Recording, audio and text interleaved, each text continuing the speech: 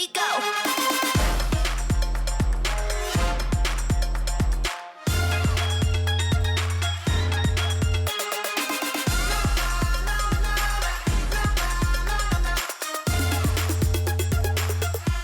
Look at me go.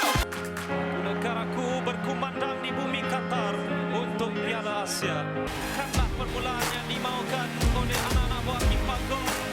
Dan kita harapkan kepada sesuatu yang positif dalam aksi-aksi seterusnya menentang Bahrain dan juga Korea Selatan. Geng, jangan sedih-sedih. Perjalanan masih lagi belum selesai. Kita masih lagi ada 2 perlawanan dan kita tak tahu apa kejutan yang mampu dilakarkan oleh skuad Imam Melaya ataupun anak-anak buah Kim Panggon dalam 2 perlawanan terakhir. Walaupun kita tahu tugas berat, tak mudah. Bahrain dan Korea Selatan ranking lebih tinggi daripada Jordan dan sebagainya. Tapi kalau kita boleh berusaha untuk datang ke sini, kenapa tidak kita melakukan kejutan dalam game yang seterusnya? Seperti mana kita meningkat sebenarnya persembahan kita dalam separuh masa yang kedua. Aku cerita cepat sangat pasal Harimau Melaya ni. Sabar. Aku nak ingatkan dulu, segala perbualan dalam BDB yang kau nak tengok yang lepas-lepas ke, yang akan datang ke, sekarang ni kita ada platform di mana korang boleh menyaksikannya di Apple Podcast, dekat Spotify, dekat Shock Podcast. Semuanya adalah platform di mana ramai yang selalu tanya, Bert, mana boleh aku dapat full version untuk berbulu dengan Bern. Dan selalunya dekat YouTube mungkin sekerat-sekerat dan sebagainya, ramai yang komplain.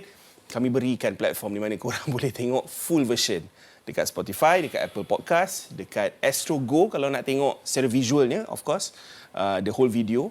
Dan dari segi audionya, kau boleh dengar dekat Apple, Spotify dan juga Shock Podcast. Okay, so jangan lupa Spotify, Apple dan juga Shock Podcast untuk mendengarkan podcast Berbulu dengan Bern dan juga di Astro Go untuk ulangan ataupun yang lepas. First kali, aku nak ingatkan korang bahawa kita ada kuis BDB pada hari ini di mana kita akan keudarakan isyarat memanggil sekitar segmen yang kedua nanti. Soalan-soalan berdasarkan Piala Asia, terutamanya Malaysia-Jordan. Soalan-soalan tak berapa nak susah. So, korang tunggu je isyarat memanggil. Kita ada hadiah misteri, t-shirt misteri untuk dihadiahkan kepada korang pada hari ini. Kena stay daripada mula sampai habis, okay? Kalau nak tahu macam mana nak menang. Dan juga isyarat memanggil yang akan keudara seketika nanti. Hari ini, macam biasa, aku ditemani 2 individu yang paling istimewa lah nak cerita pasal bola sepak pasukan kebangsaan ni. Diorang selalu menceritakan juga dan salah satunya bermain untuk Liga Malaysia. Tidak lain tidak bukan pernah muncul dekat Bola Itu Live tempoh hari. Viral kau waktu tu.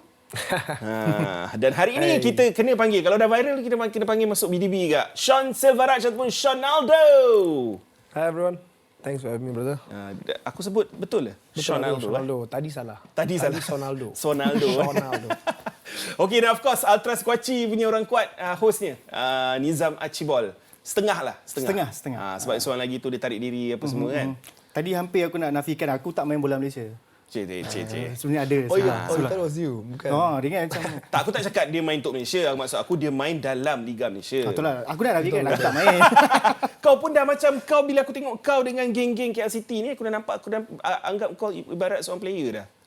Nantilah nak try main atas padang. Feel dia lah kan. Kita boleh melengahkan banyak masa sebab kita nak bincang tentang Malaysia 0 Jordan 4. Dan mungkin terlebih dahulu, aku rasa perbualan yang hangat di mana-mana platform. Bila aku tengok semalam, aku buka Twitter, aku buka social media, aku tengok banyak yang mempersoalkan dari segi taktikal, dari segi formation, dari segi kedudukan pemain yang dipilih dalam kesebelasan utama. Tapi secara amnya, Nizam, aku start dengan kau dulu.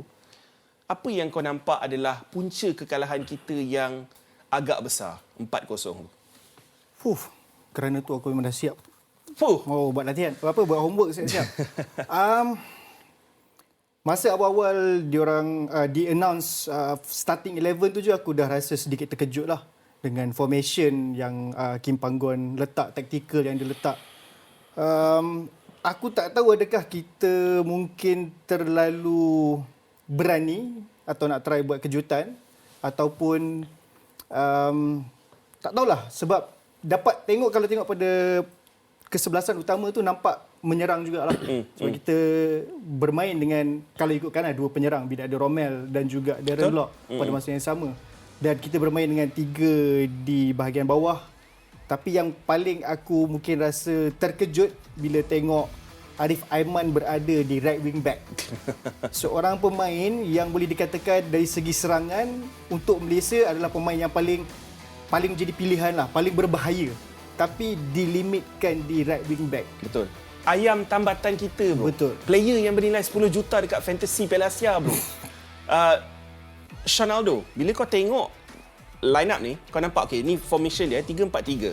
Sebelum kita nak cerita pasal Matt Davis lah, pasal Junior Elstal yang ramai kritik dan sebagainya, Afiq Fazail antaranya, even Romel sekalipun. Tetapi kedudukan Arif Aiman dan Faisal Halim dekat bahagian kanan tu pun dah aku rasa janggal.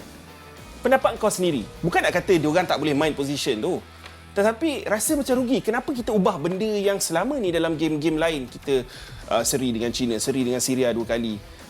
Dengan Kyrgyzstan, dengan India dan sebagainya. Kenapa kita ubah benda yang dah function selama ni kepada sesuatu yang boleh dikatakan relatively unknown dalam game yang pertama, kejohanan sebesar ini, perlawanan seumpama ini yang begitu besar? Saya rasa Coach Kim ada satu perancangan yang dia buat yang mungkin kita tak nampak. Sebab diorang ada dalam 2 friendly match kan. Tak silap saya di... Satu cancel. Arab Saudi cancel. Satu tu. So mungkin dia cuba satu perancangan yang baru buat game yang diorang akan menentangkan Maksud Jordan. kau game yang tertutup tu lah? Ya, betul. Saya rasa diorang cuba something dan diorang nak cuba kombinasi 2 pemain terbaik kita, Faizal Halim dan Arif Aiman. So ya, apa yang dirancang pada saya tak berapa nampak sangat lagi. Mungkin perkara yang baru, tactical yang baru yang dia buat. Tetapi dalam first half tu saya rasa memang kita kurang nampak kombinasi daripada 2 pemain tersebut. Tapi tu aku nak tanya kau, why try something new? Benda yang kau tak pasti akan function atau tidak dalam game sebesar ini, game pertama yang boleh dikatakan antara ini, kalau kita nak cari point, inilah game dia. Selain daripada Bahrain, inilah game dia. Macam saya kata, mungkin kita tak nampak something yang diorang rancangkan. Nampak dalam latihan? Tak, mungkin latihan ataupun yang perlawanan yang diorang yang friendly match yang diorang buat yang awal-awal tu. So mungkin dalam perlawanan tu benda tu menjadi. Yang seri dengan Syria 2 sama tu kan? Ya. Ya, and then diorang cuba implement. Nizam, antara luahan yang kita tengok merata-rata dekat media sosial, of course, tentang persembahan yang dipamerkan oleh kapten kita sendiri. Ada yang tanya kenapa tidak kekalkan saja Dion Cole sebagai kapten. Kenapa jadikan Matthew Davis sebagai kapten. Aku nak berbalik kepada satu temu ramah yang dilakukan oleh Matthew Davis sebelum game. Kita semua melihat temu ramah itu yang di mana dia menurunkan sedikit level of expectation daripada fans macam kita ni. Sebab mengatakan, yelah, kita dah layak ke sini, kena faham kita adalah underdog dalam grup ni dan sebagainya. Dia kata jangan terlalu menekankan, letakkan pressure sangat kan. Dan kita nampak tekanan tu dia sendiri rasa dalam perlawanan tersebut. Korang sendiri boleh tengok kat sini. Ini adalah antara luahan hati yang aku kutip daripada pagi tadi. Aku research balik untuk cari apa yang diluahkan. Rata-ratanya majoriti daripada fans Harimau Melaya dekat social media. Kau boleh kata formasi taktikal, personnel yang salah diturunkan. Ada yang kata sepatutnya main 4-3-3. Ada yang kata Afiq dengan Stewart tak function sama-sama. Stewart superb dari segi catatan stats dia, tapi Afiq 10 kali hilang possession. Kenapa Arif dan Faisal yang kita dah sebutkan main dekat belah kanan tu? Romel, ada yang kata tak patut start. Dion Cole lebih layak untuk kapten. Okey, bila kau tengok semua ni, Ronaldo dan juga Nizam Archibald, berapa banyak yang kau setuju? Sejarah jujurnya lah. Aku rasa paling mungkin yang boleh dipertikai adalah nombor 8 tu lah. Dion Cole lebih layak untuk lilitan kapten. Sebab aku rasa kenapa Matt diberikan lilitan kapten, satu dari segi seniority lah bersama national team. Obviously dia dah main lagi lama dengan Harimau Melaya banding Dion Cole. And dia bermain di Liga Malaysia, dia dah biasa dengan pemain-pemain yang ada tu. So that is why dia diberikan lilitan kapten tu. Dan bila dia cakap pasal jangan bagi tekanan apa semua tu, aku rasa itu adalah salah satu tugas dia sebagai kapten lah, untuk mengurangkan tekanan kepada rakan-rakan sepasukan. Sebab kita tahu memang betul kita, especially fans lah, kita berikan hype. Memang tugas kita sebagai fan lah untuk berikan hype lah. Betul. Tapi at the same time bagi dia tahu memang akan ada hype tu, but at the same time dia tak nak hype tu jadi tekanan kepada rakan-rakan. So dia ambil tugas sebagai seorang kapten, cuba untuk mengurangkan benda tu. Tapi itulah mungkin kerana kita bermain di satu pentas yang besar. Ini Piala Dunia kita. Ini Piala Dunia kita. Ibarat dia lah. Ibarat dia. So mungkin ada sedikit rasa gugup, tekanan tu bila bermain, especially kita main ni stadium World Cup. Stadium Al-Janoub kot. Stadium Al-Janoub. So bila main majoriti ni, bukan majoriti dah, hampir semuanya tak pernah bermain di Piala Asia. Betul. So bila main kat pentas ni akan ada rasa gugup, tapi itulah bila dah terkena 3 baru settle down, susah jugalah. Mungkin dah terlalu lambat lah. Okey, perspektif seorang player pula. Sebab mungkin ada pentas-pentas besar yang kau pernah main sebelum ni juga yang kau akan rasa gugup, kau akan rasa gemetar. Sebab Ronaldo is a Liga Super player kan, dengan Negeri Sembilan, kita semua sedia maklum. Dari perspektif seorang player, kalau kau seorang captain pasukan dan ditemu ramah sebelum game dan kau memikirkan tentang apa yang fans rasa, adakah itu sedikit sebanyak bermain di fikiran kau bila kau turun padang? The pressure of what fans expectation? Yeah, of course. I think it's not easy to captain a squad untuk main dalam satu pentas yang pada saya sangat besar untuk Malaysia. Ini kali pertama kita qualify untuk main di ASEAN Cup. Tapi pada saya daripada your comment just now, saya rasa formation satu benda yang bermasalah, saya rasa. Sebab second half kita main lebih baik daripada first half. Betul. Dan kita boleh nampak sedikit sebanyak kombinasi Stu Wilkins dapat freedom untuk roll dekat Tapi tengah is it tu. because Jordan dah 3 gol di depan dan mungkin diorang benarkan kita possession? Tak. Anda merasakan perubahan Syarul Saad masuk ganti Darren Lock tu membawa impact yang berbeza? Saya rasa daripada belakang memang ada impact defensively lah untuk kita, dan build up daripada belakang pun lebih, sebab Syarul Saad on the ball very comfortable, so sedap dan senang untuk kami build up ke depan. Dia memang nampak bila second half tu nampak lebih balance compared to sebelum bolos 3 gol tu lah. Okey. Kim Panggon in-game management dia selalunya spot on. Kita sedia maklum. Bagi aku, even lepas kekalahan ni pun aku tak ubah tanggapan aku terhadap apa yang Kim Panggon dah lakukan. 70% win record kot, takkan satu game kau terus nak melatah kan. Tapi semalam aku nampak beberapa keputusan yang aku terkejut juga. Macam contohnya Darren Lock dikeluarkan. Sebab yelah, faham Darren Lock tak dapat servis dan dia tak banyak sentuh bola. Tapi bila dia dapat bola, aku nampak hold up play dia agak bagus. Dan dia yang dikorbankan untuk Syarul Saad, bukan Romel. Sebagai contohnya, yang melakukan debutnya. Lepas tu kau nampak player macam Arif Aiman dikorbankan. Walaupun dia diletakkan dalam position yang mungkin bukan kegemaran dia. Sedangkan dengan kemasukan Syarul tu, dia dah boleh bebas untuk bermain sebagai pemain sayap kan. Kau tak rasa macam small decision ni sedikit sebanyak memberi impact juga? Aku pun tak tahu apa logik di sebalik dia keluarkan Arif Aiman tu sebenarnya. Sebab aku rasa masa tu kalau kita boleh kekalkan Arif Aiman, mungkin kita boleh lagi banyak attack. Tapi mungkinlah masa tu dia dah memikirkan game lawan Bahrain mungkin.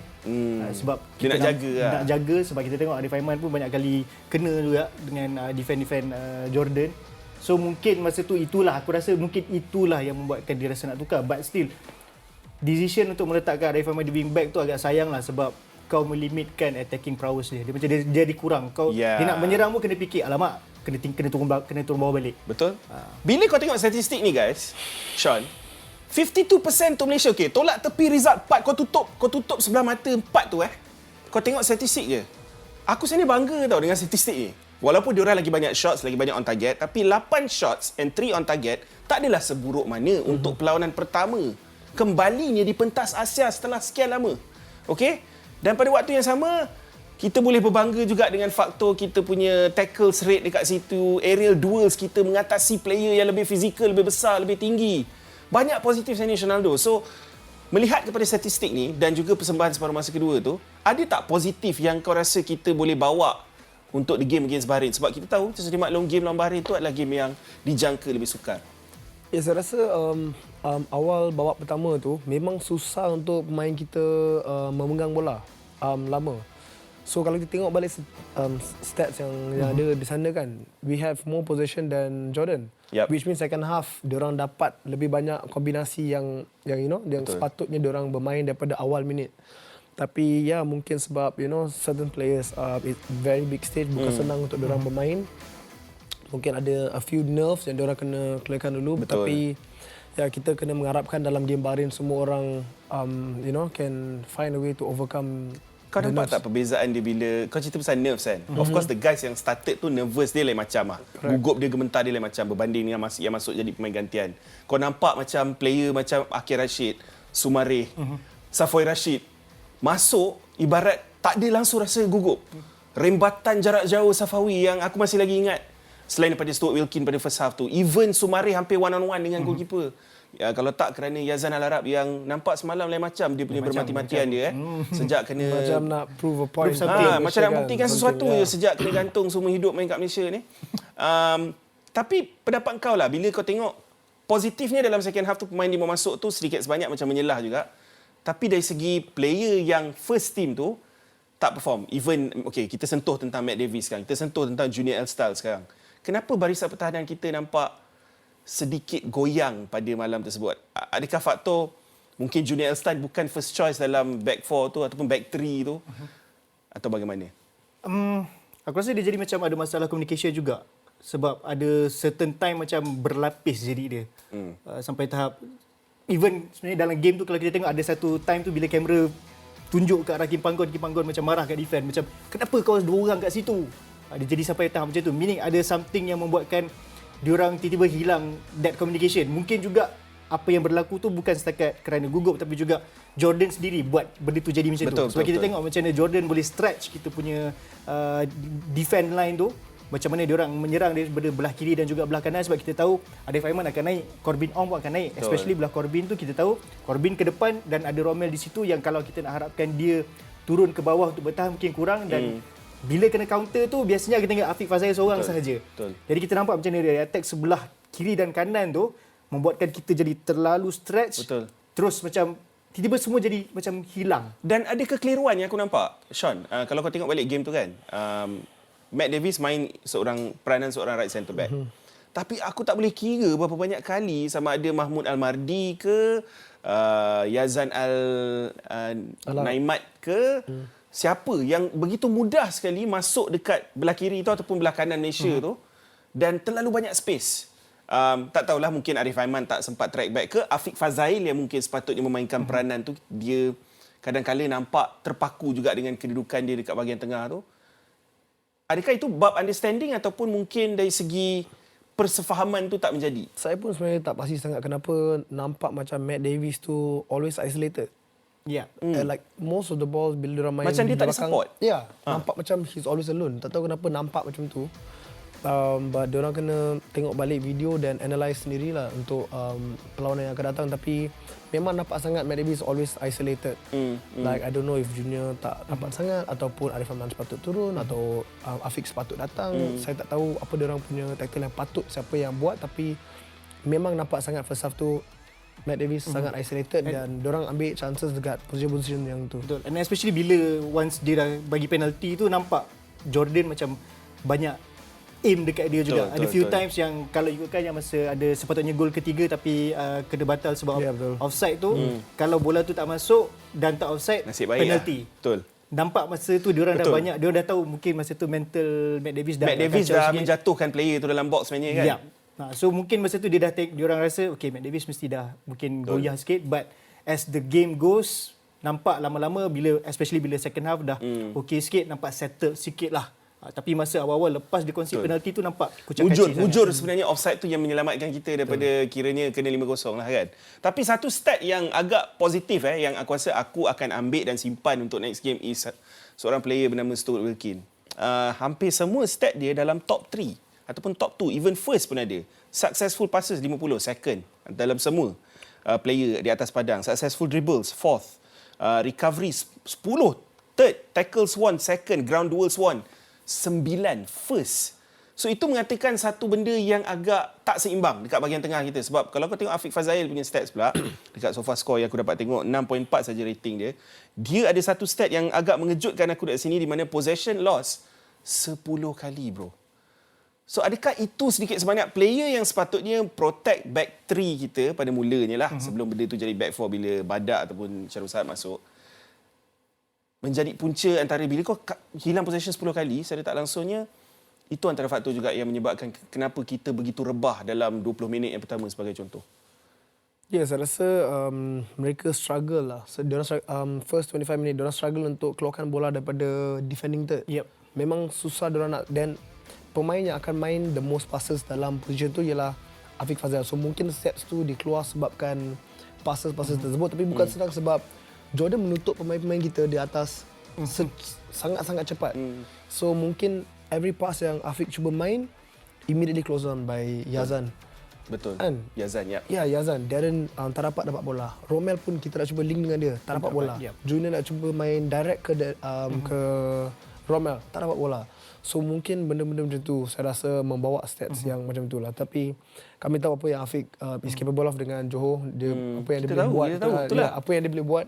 So mungkin perlawanan ini dia tidak dapat membuat passes yang counts. Zam, fair tak untuk aku cakap dalam banyak game, inilah game yang aku rasa first time dalam sejarah hidup aku tengok Corbin Ong dengan Matt Davis main, paling goyang dalam mana-mana sebuah perlawanan. Sebab yelah, kalau kau kira semua gol datang sama ada daripada flank kiri ataupun kebanyakannya flank belah kanan lah kan. Aku rasa memang Jordan dah plan macam tu. Kita tahu macam mana, especially kalau macam bila tactical semalam, memang Corbin yang akan jadi left wing back compared to Matt Davis yang akan main right centre back.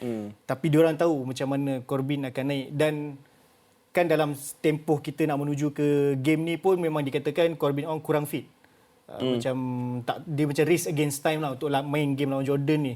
And then bila jadi macam ni, dia tak ada cover juga ke situ kecuali Dion Kuz lah. So Dion Kuz sebenarnya banyak tolong sapu juga belah Corbin.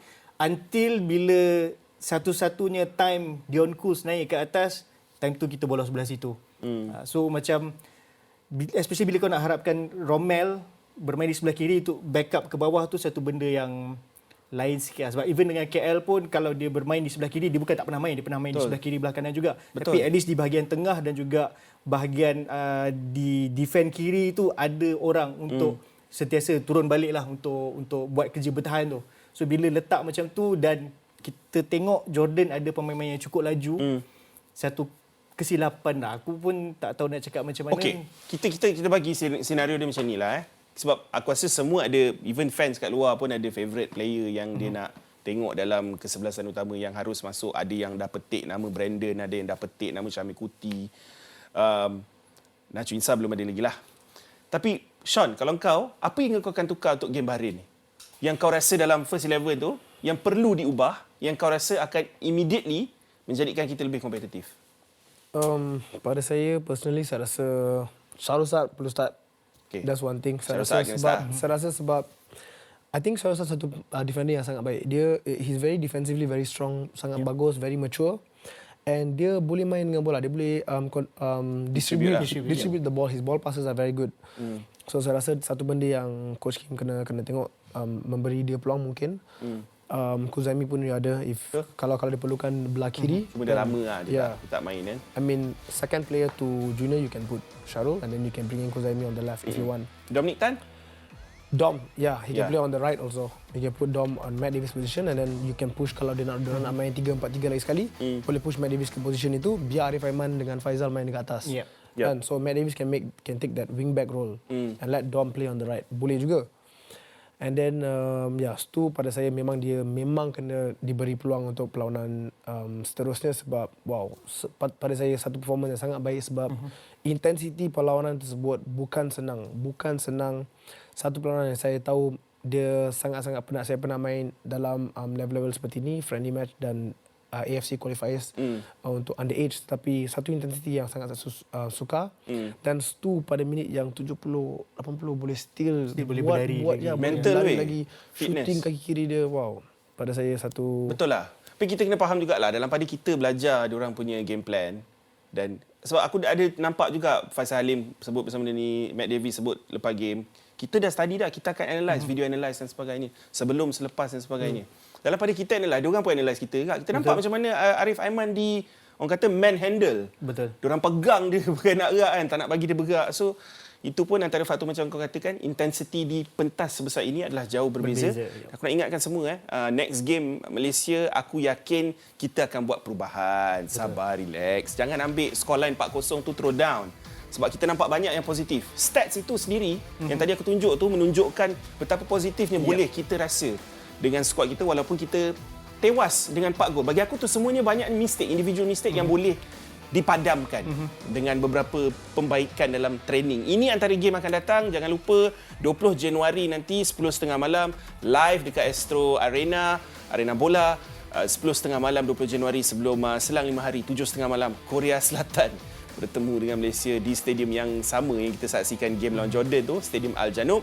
Stadium Jassim bin Hamad adalah perlawanan dengan pasukan Bahrain. Kita akan berehat sebentar guys. Sebelum kita kembali selepas ini, jangan lupa isyarat memanggil untuk kuis BDB di mana anda boleh menang hadiah t-shirt misteri akan ke udara dan juga topik berkaitan dengan apa yang berlaku dalam Premier League pada hujung minggu yang berlepas. Jangan ke mana-mana. Look at me go. De Bruyne takes aim and marks his return to the Premier League stage. And Oscar Bob tucks it in for what may prove to be the decisive goal. Dari perspektif Newcastle United, aku tak tahu nak cakap apa lagi dah. Kau dah boleh leading 2-1 ni, terasa macam kekalahan kepada Liverpool juga. Sebab dengan Liverpool kita leading 1-0 all the way until 82nd minute. Darwin Núñez masuk 2 gol dalam 10 minit terakhir. Dalam game ni pun Kevin De Bruyne jadi super sub, masuk gol ibarat placing saja menewaskan Dubravka. Dan waktu kecederaan, bila kau dah rasa at least kau dapat 1 point, dia muncul dengan satu pass yang aku kategorikan world class lah untuk Oscar Bob. Still kena buat kerja keras ni. Nak kena lepas Kieran Trippier dulu, nak kena lepas Martin Dubravka, dan movement dia, technical ability dia superb untuk score the third goal. Sean, bila sebut tentang Kevin De Bruyne as a player, aku faham world class players ni dia takkan hilang. Orang kata form is temporary, class is permanent, orang kata kan. Tapi Kevin De Bruyne ni baru dah 4-5 bulan tak main bola tau. Dia sendiri mengaku dekat media dekat beberapa kali dah, ya aku tak fit, aku tak boleh main 90 minit bro. Aku boleh masuk mungkin dalam 20 minit main. Dia sendiri mengakui benda tu. Tapi bila kau tengok dia masuk dan ketajaman dia tak hilang langsung dengan dia punya deft touches, dengan dia punya movement, dengan dia punya footballing brain tu untuk melakukan hantaran seperti itu, placing di antara kaki Shah untuk skor far post. What is Kevin De Bruyne di mata kau? Adakah dia layak mungkin berada dalam kategori top 3 EPL players of all time mungkin? Dengan apa yang bukan saja dibuktikan dalam game ni tapi over the years lah, kan? Ni show BDB ke KDB? KDB. King dah bangkit. King dah bangkit. Wow. Kita kena akui lah. Class. Pure class. What can you say? You're out for how many months now? Betul. And you come back dalam satu stage yang macam sebesar ni lawan dengan Newcastle. Wow. Masa yang MC perlukan dia, memang perlukan dia untuk membuat something, and dia boleh masuk membuat, come on lah, gol pertama dia. Macam mana you pass bola bawah kangkang pemain. Kau hajar Weh, macam ni. Hina. Dia macam memang pure talent lah. KDB ni dia lebih kurang, bukan nak kata sama taraf, tapi dia macam Messi lah. Dia memang pure talent. Dia macam, itulah macam tadi Sean kata, lama tak main pun tiba-tiba masuk boleh ubah game. Betul. He has that something yang memang bakat lah dalam dia. He was born to do this thing. Would you say he's the best midfielder in the world right now? Yeah. I mean, yeah, he was injured for some time, but with his peak, right, cara dia main semua. And then coming back right now, and what's going to happen dalam future, dalam pelawan-pelawan yang akan datang untuk MC. You rasa dia best midfielder dalam dunia at the moment? Pada ketika ini mungkin Bellingham maka ada sesuatu untuk dikatakan dalam current perbualan form tu. cakap macam tu. Tapi of course tak bolehlah kau guna satu game ni sebagai ukuran. Kita kena tengok KDB dalam game-game akan datang juga. Tapi kalau ini dah persembahan kau dalam first game kau datang balik dalam Premier League, itu dia lawan Huddersfield dalam FA Cup, kau tak boleh nak kira sangatlah sebab tim bawahan kan. Tapi ini antara game yang sukar. Kau pergi ke St James Park, kau buat macam tu dengan 24 minit yang tinggal is world class lah bagi aku. Tapi sebelum kita teruskan perbualan tentang Newcastle dan Man City ni, saya nak ingatkan kepada anda, sekarang ni lah waktunya untuk korang telefon kami. Hubungi 0389578463. Aku ulang, 0389578463 untuk memenangi hadiah misteri, t-shirt misteri, kuis BDB yang akan ke udara pada segmen yang ketiga nanti. Call kami sekarang dan kami akan standby kan anda untuk segmen yang ketiga nanti. Kita berbalik kepada Newcastle United pula, perspektif. Ini dah kekalahan keberapa aku dah tak kira dah secara jujurnya. Sebab bila aku tengok Chelsea dah pintas Newcastle pun aku dah macam what? Kan? And 10 kekalahan dalam Premier League selepas top 4 last season. Aku sebagai fan Newcastle bila tengok game ni, kehampaan yang aku rasa adalah bila aku tengok Pep, setiap musim akan ada satu wonderkid yang akan keluar. Kalau this season is Oscar Bob, last season was Cole Palmer. Aku pernah nampak nama macam Jason McAtee dan sebagainya sebelum. Rico Lewis last season.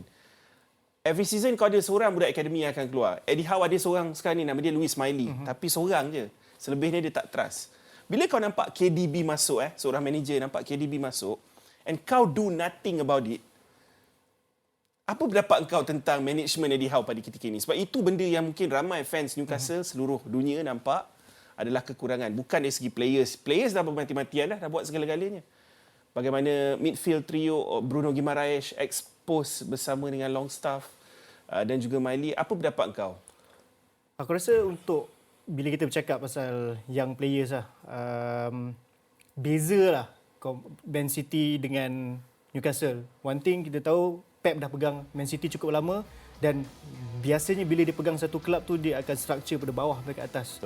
So meaning setiap young players tu memang dah ditrain, dah diterapkan dengan falsafah Pep tu. Dan bila bermain dengan pasukan macam Man City ni tak ada masalah bila perlu buat pertukaran bawa masuk player muda ke atas. Tapi untuk Eddie Howe mungkin dia dah start rasa tekanan tu. So dia rasa tak nak ubah sangat, dia rasa ini je yang aku boleh percaya. And untuk kalau let's say kau bawa masuk pemain muda untuk game begini mungkin akan bagi tekanan juga pada diorang. So that is why most probably Eddie Howe rasa kurang percaya sikit untuk mengubah apa yang dia ada. Dia rasa restricted kepada ini sahaja yang aku boleh pakai. Tapi dia, bila kau dah 8 game season ni, ini game yang ke-8 di mana Newcastle leading dengan 20 minit tinggal ke 30 minit tinggal second half saja ke. This is the 8th game. This season Newcastle leading position sama ada draw atau kalah. Berlaku dengan Milan, berlaku dengan PSG away, berlaku dengan Liverpool at home, berlaku dengan Man City in the big game lah tu. Kebanyakan benda ni berlaku. So, tidakkah itu mengatakan sesuatu di mana anda boleh belajar daripada 7 game yang lepas untuk memastikan kau boleh make changes sepatutnya dalam game ni walaupun bench kau rata-rata ni budak-budak kan. Nampak seolah-olah ada kurang trust kepada budak-budak academy yang ada dekat bench dia barangkali. Is that the reason kau rasa? Saya rasa Newcastle still baru lagi dalam diberi peluang dalam Europe punya level kan. So yelah. still satu benda yang baru dengan diorang. Projek pun baru 2 tahun. Ya, baru saja dan I think on paper bila you bandingkan dengan Liverpool, MC,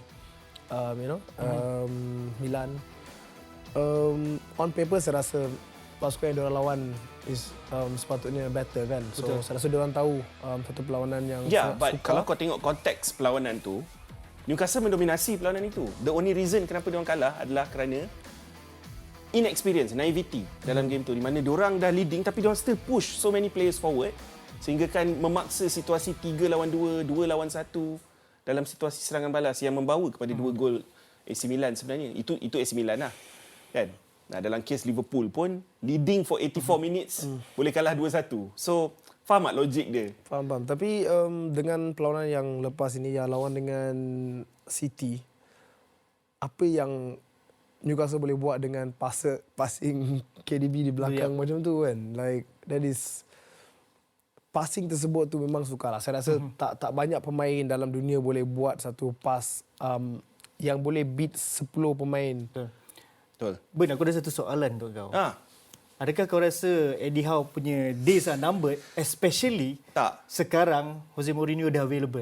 Tak adalah, tak ada. Langsung tidak. Sebab aku walaupun aku kritikal terhadap Eddie Howe, aku still rasa dia adalah the individual untuk bawa kita forward. Aku still rasa dia boleh menang trofi dengan Newcastle. Dia cuma kena hentikan kedegilan dia tu je. Sebab dari segi identity team ni, where the team is ada sekarang is because of him. Sama juga macam Arteta. Kalau Arteta tak diberikan peluang selepas 2 season dia gagal nombor 8 tu, sebelum dia dapat nombor 5, sebelum dapat nombor 2 baru ni, takkan kau nampak perkembangan hasil sekarang kan? Dengan pemain yang dibawa masuk dan sebagainya dan harapan yang diletakkan oleh fans, Arteta, The Kroenke sendiri kan. So aku rasa zaman sekarang ni owners kena lebih patient lah. Kau nampak Saudi owners dia orang kata prudent businessman kan. Diorang bukan jenis yang hilang sabar dalam sekelip mata macam Pak Roman dengan Chelsea dulu kan. Benda ni akan ambil masa dan aku yakin dia akan diberi masa paling minimum pun sampai end of the season lah. Kita nak move on sebenarnya kepada topik Manchester United. Selain daripada King dah back, Kevin De Bruyne, kita nak sentuh dulu tentang Manchester United. Sebelum tu kita tengok dulu.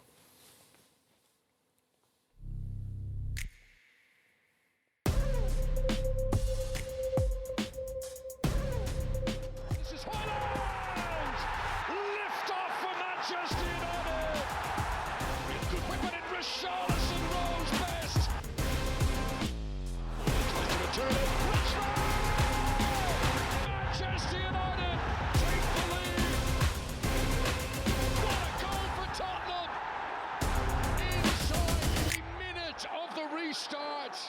Aku tak sangka Onana tak pergi AFCON awal semata-mata untuk mempamerkan aksi macam tu. Betul. Mungkin dia fikir dia nak membuat gaya meraihkan gol Bellingham dengan menaikkan tangan macam tu pun aku tak tahu kenapa. Tapi cerita dia adalah satu benda yang aku tak tahu kau notice ke tak. Dalam banyak-banyak tim dalam Premier League ni, seteruk-teruk Newcastle sekarang ni pun, kau nampak identiti permainan Eddie Howe kan, counter pressing dan sebagainya. Kau nampak Spurs dengan highline, even Villa dengan highline diorang, Liverpool dengan counter press dan sebagainya. Bila kau tengok Manchester United bermain, lagi-lagi di laman sendiri, I'm sorry to say this sebab korang dua fan Man United terpulang siapa nak jawab. Ange Postecoglou dalam game dekat Old Trafford tu kehilangan 5 first team players. And rata-rata player yang diturunkan, semua player-player yang memang tunggu masa je nak caw. Skip, Højbjerg, nama-nama macam ni yang start dalam game ni. Timo Werner yang datang balik first appearance dia. Bila kau tengok kesebelasan Spurs and kesebelasan United yang aku rasa lebih ramai lagi core player yang dekat situ, aku boleh nampak identiti Spurs tu masih ada walaupun tak ada Son, walaupun tak ada Kulu, walaupun tak ada Maddison. I see a team yang ada identiti bukan saja dari segi highline ke, tapi dari segi kehalusan hantaran dia, short passes dalam tight spaces on the flanks dan sebagainya. Sean, kenapa Man United ni tak ada identiti? Jangan kata Glazers sebab Ten Hag dah ada 2 season dah dengan tim ni. Tak kisah players kau injured berapa ramai pun, identity is falsafah seorang coach. Saya rasa Manchester United belum settle down lagi ni. Sebab saya nampak macam diorang still not very consistent at all. Like setiap game diorang bermain yang satu game sangat baik, next game sangat teruk, next game mediocre, satu game memang tak ada attack langsung. So saya rasa diorang memang belum settle down lagi dengan tactical coach diorang.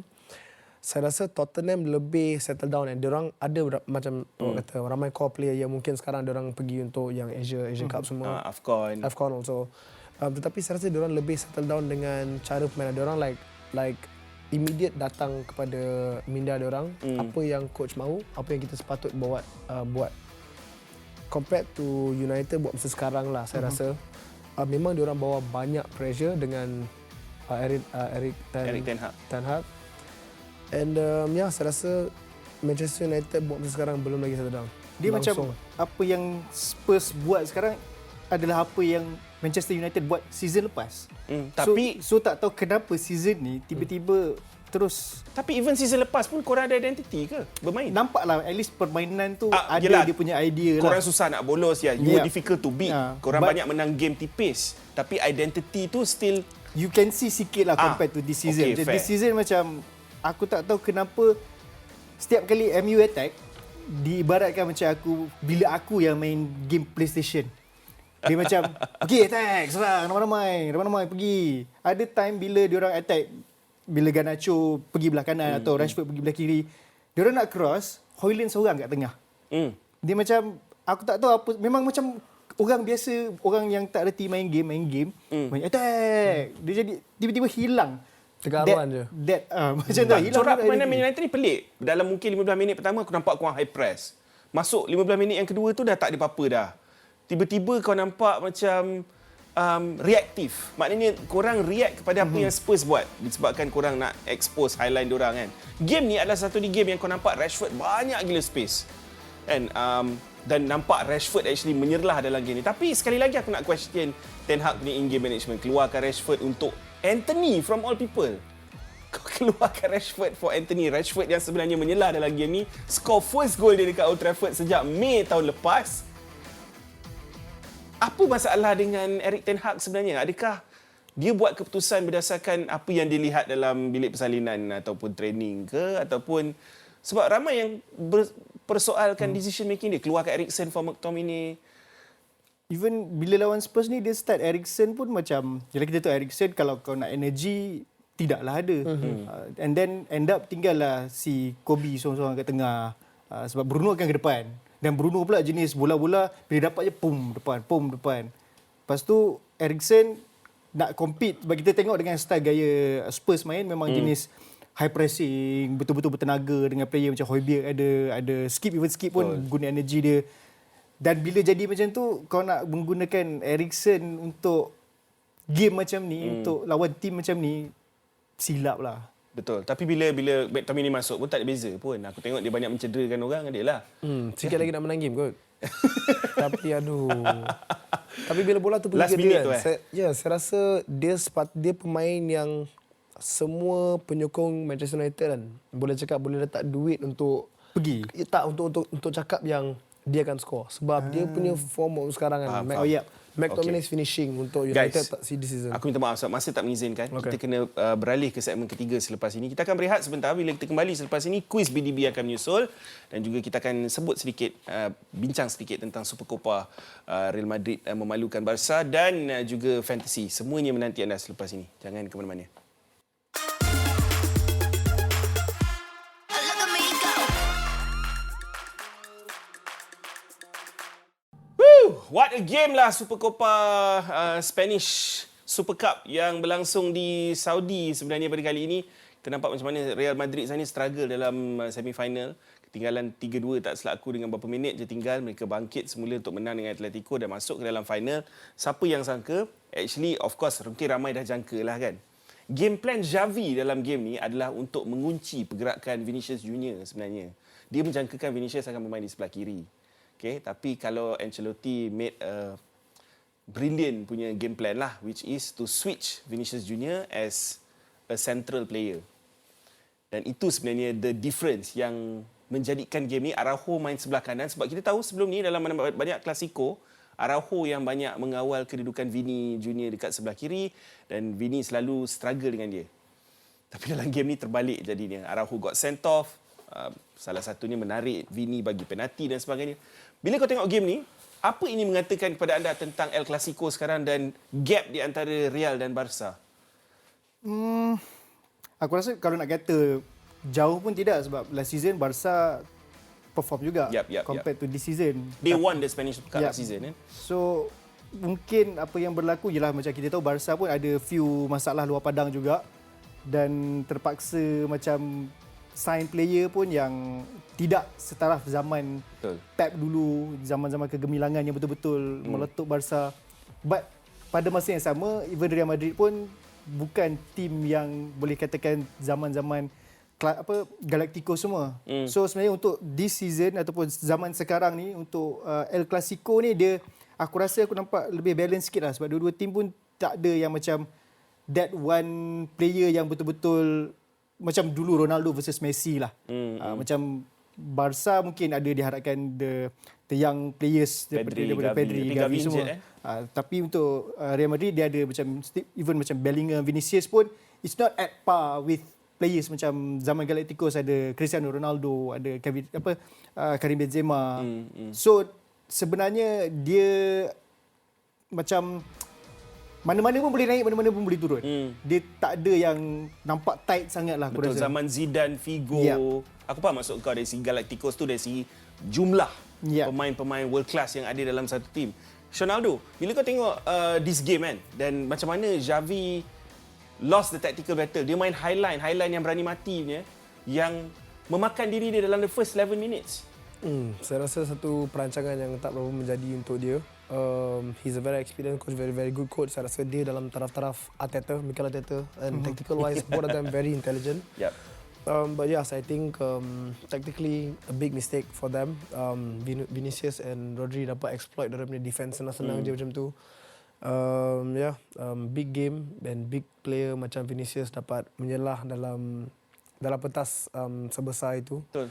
And to be fair to him also, currently dia punya form really good in La Liga also. Ada satu stat yang menarik yang aku terbaca itu mengatakan tentang cuma ada dua player saja yang bawah 21 tahun dalam top 5 leagues dekat Eropah yang mempunyai goal contribution yang lebih daripada 10 ke lebih daripada 12. Sekarang ni adalah Cole Palmer, Chelsea 13, Jude Bellingham 16, Real Madrid. Apa itu mengatakan tentang Jude Bellingham sekarang dalam form dia?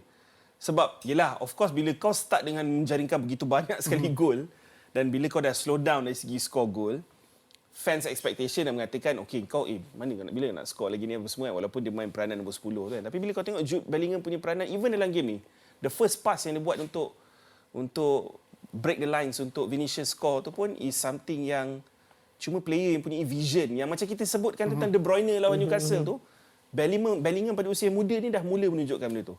Bellingham ni dia selain daripada dia ada that footballing brain, Dia ada that, dia rasa percaya pada diri. Dia tahu dia power. Sebab dia pun kita tengok daripada Birmingham tak silap ke Dortmund, kemudian ke Real Madrid. Dia tahu dia ada keupayaan tu dan ditambah juga dengan footballing brain. So he is the face of Real Madrid sekarang lah. Macam mungkin akan ada kata Vinicius, but as for now Bellingham is the man lah. Dia memang sekarang berlawan agut dengan Kevin De Bruyne, siapa yang jadi paling power kat midfield. Kita simpulkan macam inilah. Real Madrid sekarang tewas cuma sekali saja musim ini. Antara tim paling inform di Eropah musim ini. Cuma satu mata di belakang Girona. Ada game in hand lagi dalam tangan. Kedudukan teratas kumpulan UCL mereka. Lawan Leipzig dekat knockout. Juga mara dalam Copa del Rey next game lawan Atletico. Dan dah menang satu trofi walaupun bukan dikatakan trofi priority mereka. Tapi on the right track pada ketika ini. Walaupun kau kata tak sebanyak Galacticos seperti mana dalam tahun-tahun yang terdahulu kan. So guys, tertutup cerita tentang Super Copa sebab benda dah jadi. Kita nak cerita benda yang akan jadi sekarang ni. Di mana akan ada seorang pemenang untuk hadiah misteri, t-shirt misteri berbulu dengan Ben. Di mana kita akan keudarakan kuis BDB dan aku tak mahu lengahkan masa. Kita ada pemanggil bertuah yang bernama Zaris. Apa khabar Zaris? Baik, Ben. Thank you. Steady. Apa? Thank you. Kau kata thank you ke MU? Thank you. Bukan you. Thank you.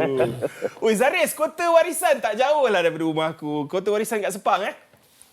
Kau stay mana, Ben? Aku dekat Gamuda Cove, tak jauh. Nanti datanglah singgah. Kita lepak Splash Mania sama-sama. Okey, kita teruskan dengan 3 soalan. Okey, dia 2 soalan. Kalau kau dapat 2 soalan dengan tepat, kau tak payah jawab soalan ketiga. Maknanya kau dah menang. Tapi kalau kau dapat satu betul satu salah, kau ada soalan tiebreaker, soalan ketiga. Okey, ready? Steady? Okey, cuba. Okey, kalau kau nak tolong boleh tolonglah kalau dia tak dapat. Soalan yang pertama berkaitan dengan Malaysia dan Jordan Piala Asia. Pemain Jordan Mahmud Al-Mardi pernah mewakili klub mana dalam saingan Liga Malaysia dahulu pada tahun 2022? Negeri Sembilan. Okey, aku teka. Rasanya dia Kedah FC kot. Kedah FC adalah jawapan yang betul. Tanya bro.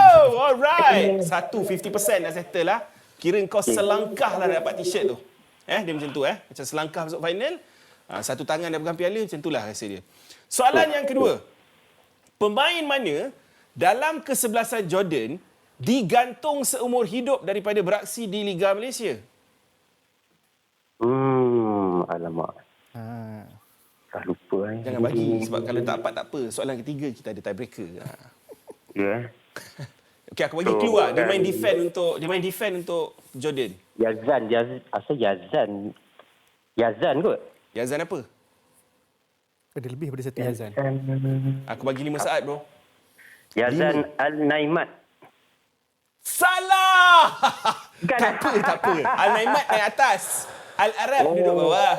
Alamak, salah. Yazan Al-Arab adalah jawapannya. Tak apa, ada soalan ketiga, soalan tiebreaker. Siapakah pemain yang dikorbankan Kim Panggon pada permulaan separuh masa kedua untuk memasukkan Syarul Saad dan mengubah permainan Harimau Melaya? Siapakah pemain yang dikorbankan itu? Alamak, ni masalah sebab aku tengok tak sampai besar pun, Ben. Alamak, kau tengok sampai first half. Ngantuk ke apa? Dah tidur lah. Okay, kita bagi clue. Bantuan Dia main bahagian attacking Malaysia. Attacking. Diganti Dia yang dikorbankan lah untuk kemasukan Syarul Saad tu. Masa nak first nak start second half. Rasanya Jordi Syarul Saad lah kot. Tak, striker bro. Striker Harimau Melaya bro. Berapa celah je striker Harimau Melaya. Aim Arif lah. Macam tu, Aim Arif.